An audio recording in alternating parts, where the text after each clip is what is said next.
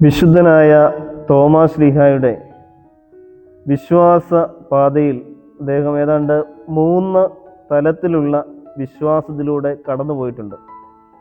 അദ്ദേഹവും ദൈവവുമായിട്ടുള്ള ബന്ധത്തിൽ ആ 3 തലങ്ങൾ നമുക്ക് വിശുദ്ധ വേദോത്സവത്തിൽ തന്നെ നമുക്ക് വായിച്ച് മനസ്സിലാക്കുവാനായിട്ട് സാധിക്കും.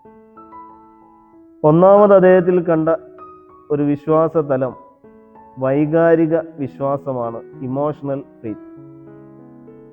അത് നമ്മൾ വായിക്കുന്നത് വിശുദ്ധനായ യോഹന്നാന്റെ സുവിശേഷം 11-ാം അധ്യായത്തിലാണ്. ലാസറിനെ ഉയർപ്പിക്കാനായി നമ്മുടെ കർത്താവ് പോകാം എന്ന് പറയുമ്പോൾ സഹശിഷ്യന്മാരോടായിട്ട് തോമസ് പറയുന്നത് അവനോടുകൂടെ മരിക്കുവാനും നമുക്ക് പോകാമെന്നുള്ളതാണ്.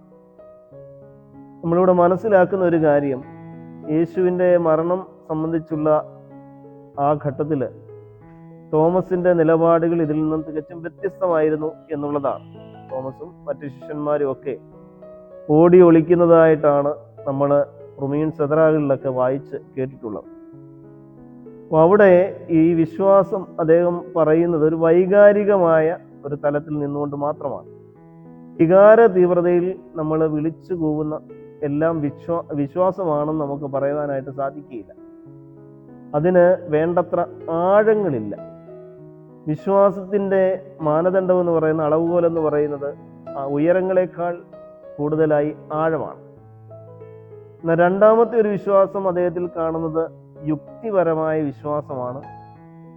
അത് റാഷണൽ ഫെയ്ത്ത്. അതായത് നമുക്ക് കാണുന്നത് അവൻ്റെ കൈകളിൽ ആണിപ്പഴുത് കാണാതെ ആണിപ്പഴുതിൽ എൻ്റെ വിരലിടുകയും വിലാപ്പുറത്ത് കൈയിട്ട് നോക്കുകയും ചെയ്യാതെ ഞാൻ വിശ്വസിക്കുകയില്ല എന്ന് ഉദ്ധിതനായ യേശുവിനെ പറ്റി സഹശിഷ്യന്മാർ പറഞ്ഞപ്പോൾ അദ്ദേഹം പറഞ്ഞ ആ ഒരു പ്രസ്താവനയാണ്. അത് മനുഷ്യൻ്റെ യുക്തി കൊണ്ട് മാത്രം അളന്നിട്ട് ഞാനത് വിശ്വസിക്കുകയുള്ളൂ എന്ന് നമ്മളൊക്കെ ഈ ഭൗതികമായും യുക്തിപരമായും ചിന്തിക്കുന്ന ഒരു വിശ്വാസം, അത് വിശ്വാസത്തിൻ്റെ നമ്മളൊക്കെ കടന്നു പോകുന്ന മറ്റൊരു തലം കൂടിയാണ്. എന്നാൽ യഥാർത്ഥ വിശ്വാസം എന്ന് പറയുന്നത് അത് രണ്ടുമല്ല, അനുഭവിച്ചറിഞ്ഞ വിശ്വാസമാണ്, എക്സ്പീരിയൻസ്ഡ് ഫെയ്ത്ത് ആണ്.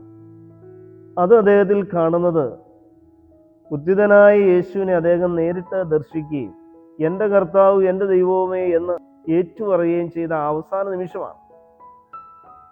അത് അനുഭവിച്ചറിഞ്ഞ വിശ്വാസമാണ്.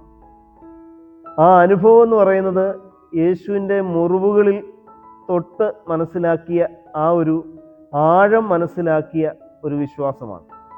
നമ്മുടെയൊക്കെയും ജീവിതത്തിൽ നമ്മുടെ വിശ്വാസം ഏറ്റവും ശ്രേഷ്ഠമായി തീരുന്നത് നമ്മുടെ മുറിവുകളിലൂടെ നമ്മൾ അനുഭവിച്ചറിഞ്ഞ് അതിനെ മനസ്സിലാക്കി കഴിഞ്ഞ് യേശുവിൻ്റെ തിരുമുറിവുകളോട് ചേർത്ത് വെച്ച് കഴിയുമ്പോഴാണ് നമ്മുടെ വിശ്വാസത്തിന് ആഴമുണ്ടാകുന്നത്. തോമസ് കടന്നുപോയ മറ്റ് 2 തലങ്ങളും നമ്മുടെ ജീവിതത്തിലും ഉണ്ടാകാറുണ്ട്, വൈകാരികമായ വിശ്വാസവും യുക്തിപരമായ വിശ്വാസവും. പക്ഷേ അത് ആഴങ്ങളിൽ എത്തിച്ചേരുന്നത് അനുഭവവേദ്യമായ വിശ്വാസ തലത്തിലാണ്. അങ്ങനെയായിത്തീരണം നമ്മുടെയും വിശ്വാസം. ദൈവം അനുഗ്രഹിക്കട്ടെ.